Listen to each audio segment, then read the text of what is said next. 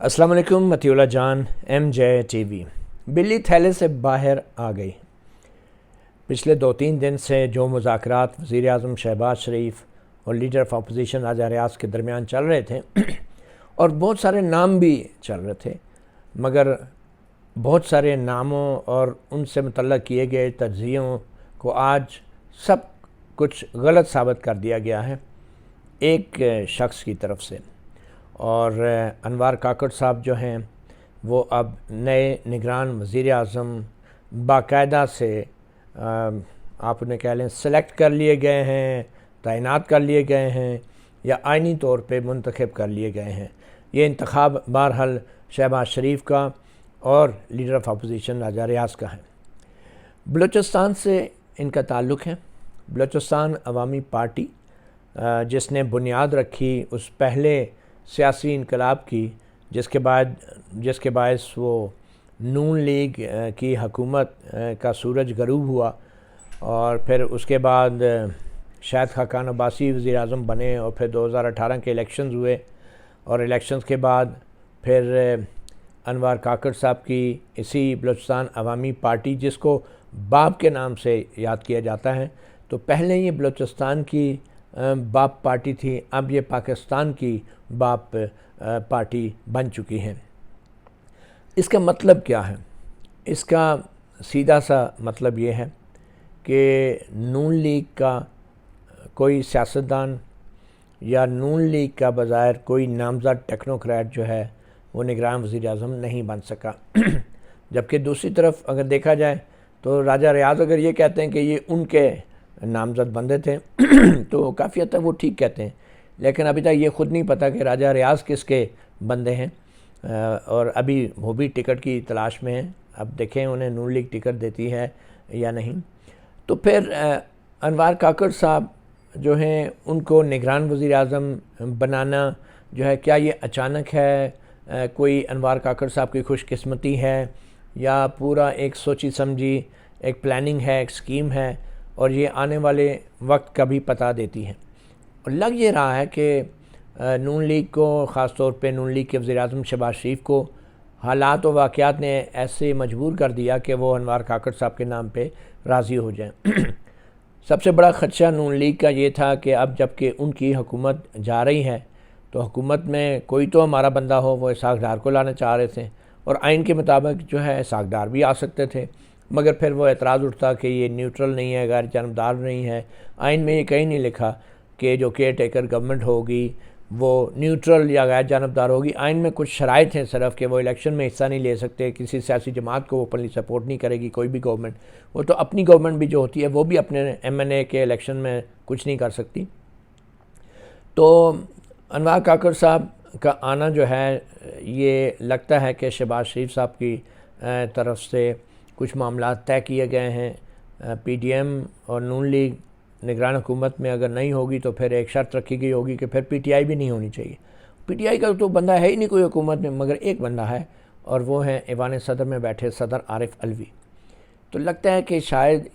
یہ ایک مطالبہ کیا گیا ہو، اگر ہمارا اسحاق ڈار نگران وزیر اعظم نہیں بن سکتے تو پی ٹی آئی کا بندہ صدر کیسے رہ سکتا ہے؟ اب لگ یہ رہا ہے کہ طے یہ ہوا ہے کہ صدر عارف علوی کی جو مدت ختم ہو رہی ہے 8 ستمبر کو اگلے ہی مہینے، تو اس کے بعد صدر عارف علوی کو بھی جانا ہوگا۔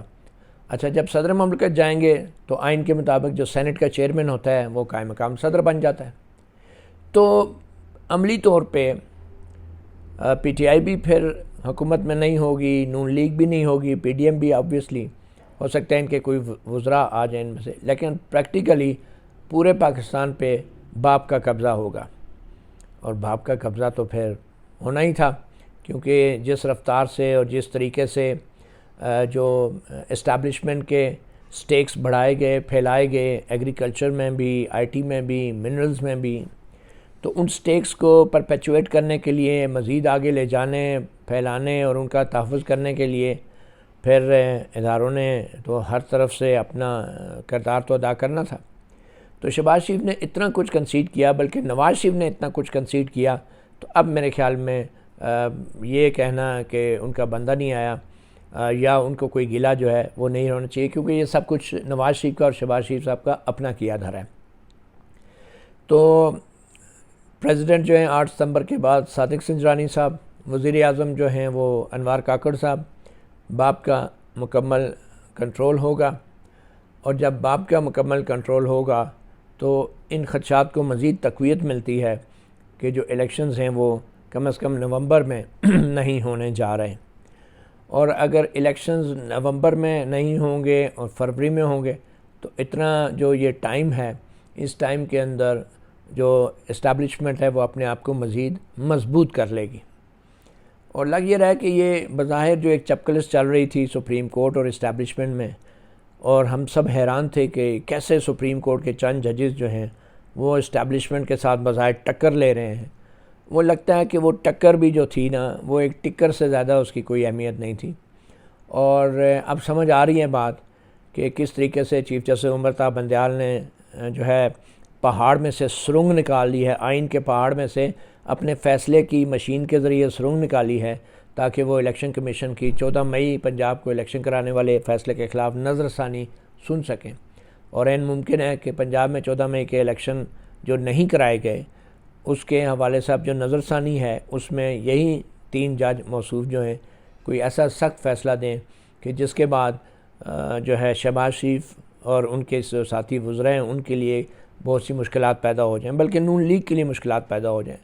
اب تو یہ لگ رہا ہے کہ شاید نواز شریف بھی جو ہیں شاید ان کے اتنے جلدی واپسی نہ ہو، کیونکہ انوار کاکڑ کا نگران وزیر اعظم ہونا، پھر اگلے مہینے صادق سنجرانی کا صدر بننا، تو لگتا ہے کہ شاید نواز شریف بھی اب کوئی ستمبر میں یا نومبر میں آنے والے معاملات ان کے مشکل لگ رہے ہیں، یا پھر ایسے حالات پیدا کر دیے جائیں گے چاہے سپریم کورٹ کی طرف سے یا پھر چیف جسٹس امرتا بندیال ان کے ساتھی ججوں کی طرف سے۔ اور جہاں تک اس بات کا تعلق ہے کہ 16 ستمبر کو جسٹس قاضی فائز عیسیٰ آ جائیں گے،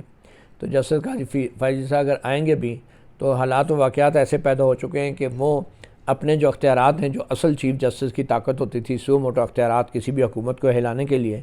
ان پہ وہ پہلے ہی بظاہر راضی ہیں، بلکہ یہ خود کہتے تھے کہ جو سو موٹو اختیارات ہیں ان کو ریگولیٹ ہونا چاہیے، ان پہ جو بینچوں کی تشکیل ہے وہ یک طرفہ چیف جسٹس کا فیصلہ نہیں ہونا چاہیے۔ تو میرے خیال میں چیف جسٹس قاضی فائز عیسیٰ اگر آ بھی جاتے ہیں تو جو بھی حالات ہوں گے ملک میں،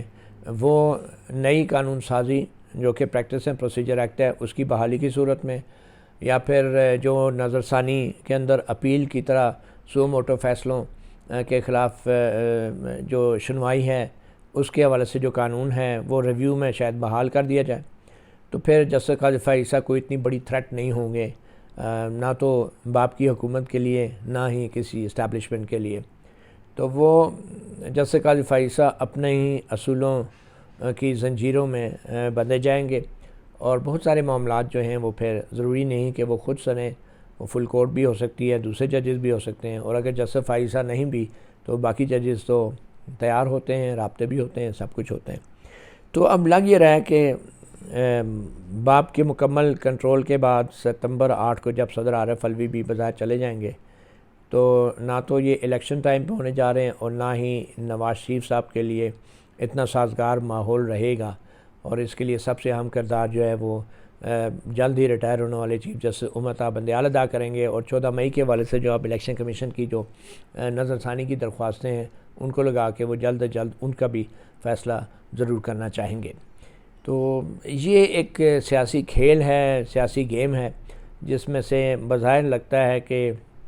نواز شریف جو ہے وہ مایوس ہو چکے ہیں، اور اس مایوسی کے عالم میں انہوں نے جو ہے موجودہ کنسنٹ دی ہے نئی حکومت نگران وزیر اعظم کی، اور حالانکہ مایوسی گناہ ہے، لیکن شاید نواز شریف صاحب اور ایسے سیاستدان بار بار جو ہے یہ گناہ کرنے کو تیار ہو جاتے ہیں، اور یہی وجہ ہے کہ اس گناہ کا خمیازہ پھر سیاسی عمل کو، جمہوریت کو، آئین کی بالادستی کو اور ہماری عدلیہ کو بھگتنا پڑتا ہے، اور سب سے بڑھ کے یہ کہ اس ووٹر کو جس کی عزت کی تحفظ کا ہر چند سال بعد ایک نعرہ لگا دیا جاتا ہے۔ مطیع اللہ جان MJ TV سے اتنے، اجازت دیجیے، اللہ حافظ۔